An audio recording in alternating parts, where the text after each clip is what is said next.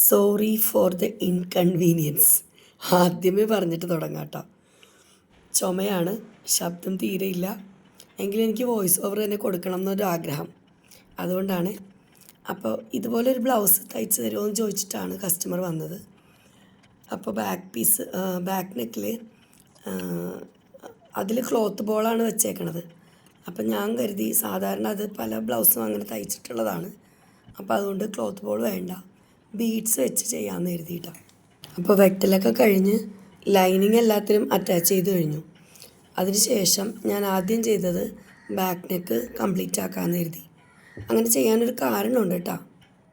എന്താണെന്ന് വെച്ചാൽ ബീഡ്സ് വെച്ചിട്ട് ഞാൻ ഉദ്ദേശിച്ച പോലെ ഒരു ഭംഗി കിട്ടിയില്ലെങ്കിൽ അത് മാറ്റി അവർ പറഞ്ഞ പോലെ ക്ലോത്ത് ബോൾ തന്നെ ആക്കാമല്ലോ എന്ന് കരുതിയിട്ടാണ് ഞാൻ ബാക്കി എല്ലാ സ്റ്റിച്ചും ചെയ്യണതിന് മുന്നേ ലൈനിങ് അറ്റാച്ച് ചെയ്ത ശേഷം നെക്ക് ചെയ്തത്. ബീഡ്സ് വെച്ച് കഴിഞ്ഞപ്പോൾ എനിക്ക് ഇഷ്ടപ്പെട്ടു, കുഴപ്പമൊന്നും ഉണ്ടായിരുന്നില്ല. ഞാൻ ഉദ്ദേശിച്ച പോലെ തന്നെ ഭംഗിയായിട്ട് വന്നിട്ടാണ്. അപ്പോൾ ഇതാണ് ഫൈനൽ ലുക്ക്. ഇപ്പോൾ ബ്ലൗസ് കംപ്ലീറ്റ് ആയി. അപ്പോൾ നെക്ക് ഞാൻ അവരോട് പറയാനൊന്നും പോയില്ല.